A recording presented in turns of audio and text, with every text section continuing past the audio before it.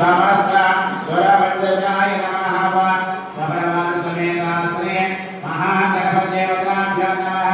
నానావిధ రామాయణం కానీ ఇలాంటివన్నీ కూడా చక్కగా రాసినటువంటి మొదలున్నారు కదా. కారణమవయానికి ఒకే ఒక్కతను, ఆయనే విఘ్నేశ్వరుడు. విఘ్నేశ్వరుడు కనుక తలుచుకుంటే ఏ పని చేయలేమనేది ఎదట. ఎందుకనైనా అంటే విఘ్నస్తస్య న జాయతే. ఒక్కసారి కనుక గౌరీదేవిని చక్కగా అక్కడ పెట్టుకొని చక్కగా కాస్త పసుపు రాసి గంధం పెట్టుకొని కుంకుమ మార్చినట్టయితే మనం ఏవైతే కోరికలు ఉన్నామో ఆ కోరికలన్నీ తీరుస్తారట ఆయన. అలాంటి గణపతి ఒక రోజున తన తండ్రి తల్లి ఇద్దరు కూడా కూర్చొని ఒక రోజున కార్తికేయుడైనటువంటి కుమారస్వామిని పిలిచి ప్రదక్షిణ చేశాడు ఆయన. అలాంటి బ్రహ్మస్వామి మనందరికీ కూడా చక్కని ఐశ్వర్యాన్ని ఇస్తాడు. అలాంటి ఐశ్వర్యాన్ని ఇచ్చేటువంటి దాత ఎవరు ఉన్నారయ్యా అంటే ఆ విఘ్నేశ్వరుడు. అలాంటి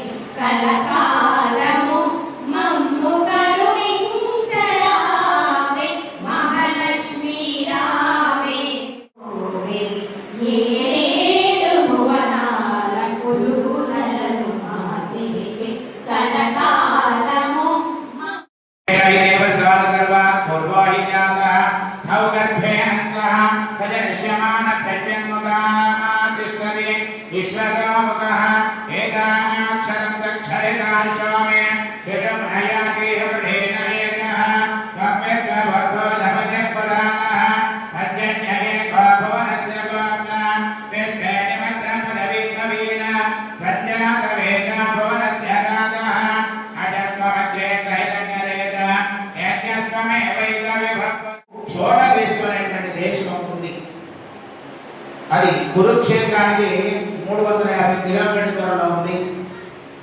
ఆ యొక్క చోళ దేశాన్ని ఒక మహారాజు గారు పరిపాలన చేస్తూ ఉన్నాడు. ఆ పరిపాలన చేసేటువంటి సమయంలో ఆ మహారాజు ఎప్పుడు కూడా అక్కడ దేవాలయానికి వెళ్ళడం కానీ ఎవరికి కూడా ఆయన దాన ధర్మాలు చేసినట్టుగా ఎక్కడ తాగాలి.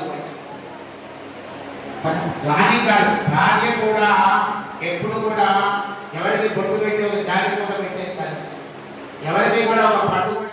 ఈ చారుమతి ఆషాఢ మాసం అయిపోయింది. శ్రావణ మాసంలో చక్కగా ఆవిడ గారు చక్కగా ఇంటికి వచ్చింది. ఈ రోజుల్లో అక్కగా తెచ్చిందో కూడా తెచ్చేవారు. కానీ ఆ రోజుల్లో అక్కగా చేస్తానేమో భయం చేత అక్కగా 4 లేక 3